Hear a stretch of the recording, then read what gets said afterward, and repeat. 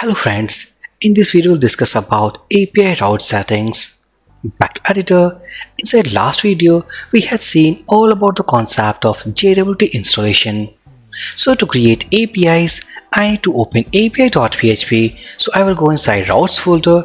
Let's open api.php. Before creation of any route, first we need to find that which routes are protected and which routes are open.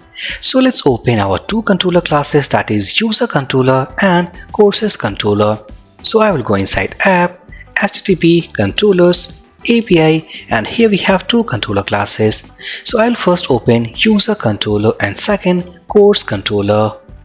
Now next, if we see these two controller classes, so from this user controller we have two open methods and two protected methods.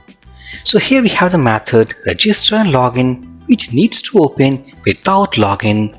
After login we can access this profile and logout and all the methods of this course controller. So if we talk about which routes are open and protected, so only we have two routes, two methods are open, that is register and login, and apart from those two methods like profile, logout, and all these three methods are protected. So to protect we need to use the concept of middleware, and from last video as we know that the available middleware we have called Auth API. This middleware we get after installation of JWT. So let's go to api.php and configure our API routes. So here first route, I will use post request type.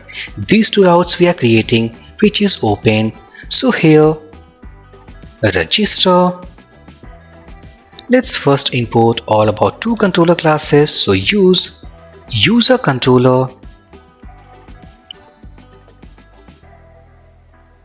course controller. Once we import, go here for this register, I will call user controller, and from user controller class I need to open a register method. So this is all about first open method. In the second we have route.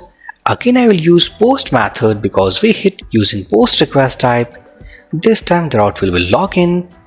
It will call the same controller called user controller, and from user controller we'll call login method. So these two routes are open, without login we can access them. Now let's create protected routes. So route, I will use the concept of group here, pass an array.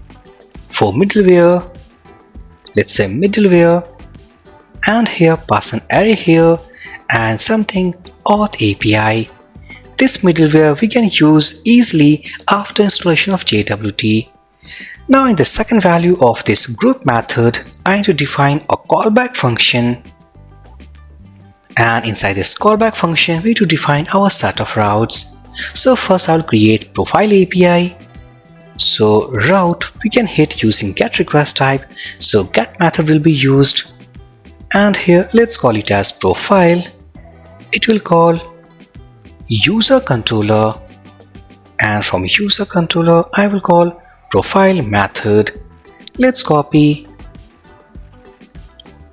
paste here. The second route we have for the logout, so route get method logout, we need to call user controller and logout method. Now next we need to use course controller. So here we have course routes. So route, the first will be of post request type, and this is all about course enroll.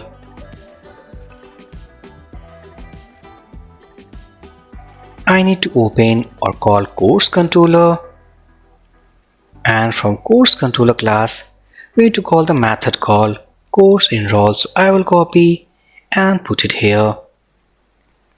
Now next route, this is all about list hyphen course. It will call course controller, and from course controller we will call list courses method, and in the last method we have called delete course. So let's copy the method name, go here, I will call using delete request type, so delete method will be used, and delete hyphen course. It will call course controller,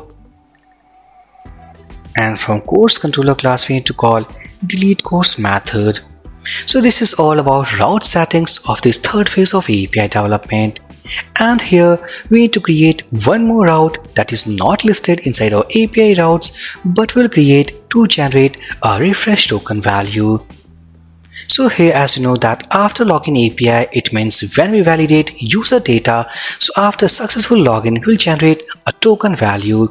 But in some cases, if we want a refresh token value, so in that case that route will be used.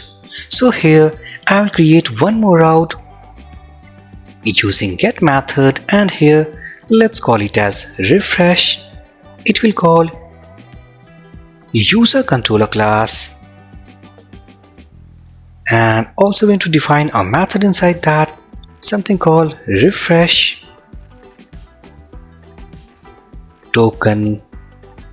Let's save these changes. This route is also protected. We need to pass the authorization token value inside header. So I will copy the method name, go inside user controller, after profile method to generate refresh token value. Here public function and refresh token. So successfully now we have configured all about API settings for third phase development. So in the next video we'll see some more development concept. So for this video session guys, thank you for watching and have a great day.